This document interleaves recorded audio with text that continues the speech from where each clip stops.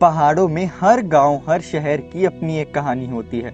तो चलिए आज जानते हैं कहानी अल्मोड़ा की, जो कभी कुमाऊं के चंद राजाओं की राजधानी हुआ करता था। कहानी शुरू होती है राजा बालो कल्याण सिंह से, जो एक दिन जंगल में शिकार करने निकले थे। जंगल में उन्होंने एक खरगोश देखा।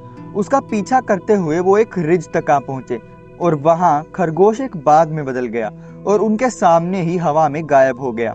जहां बाग गायब हुआ था वहीं पर रखी गई अल्मोड़ा की नींव।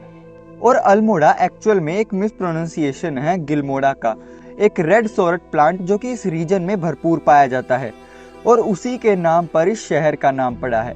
राजा जब घर लौटे तो उन्होंने ये सारी बात पुजारियों को बताई। तो पुजारी कहते हैं कि ये तो एक शुभ संकेत है। जहाँ पर वो शेर प्रकट हुआ था वो जमीन सुयाल और कोसी नदी से घिरी हुई है और कसार देवी, बंसारी देवी, सियाही देवी और सूर्य भगवान की असीम कृपा है उस स्थान पर। राजा ने उसी स्थान पर एक लोहे का स्तंभ गड़वा दिया, पर देखते ही देखते वो स्तंभ जमीन में धंसता चला गया। जब पुजारियों ने ये देखा तो उन्होंने कहा कि ये स्तंभ तो पाताल तक जा चुका है और शेषनाग के सिर को छूकर आ रहा है और इसी स्तंभ पर तुम्हारा साम्राज्य स्थिर रहेगा और हमेशा देवताओं की कृपा से ये साम्राज्य कायम रहेगा।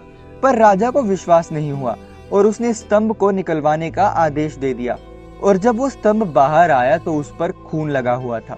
इसे देख पुजारियों ने कहा कि आपने विश्वास नहीं किया, अब आपका साम्राज्य भी समय के भाव में एक दिन बह जाएगा।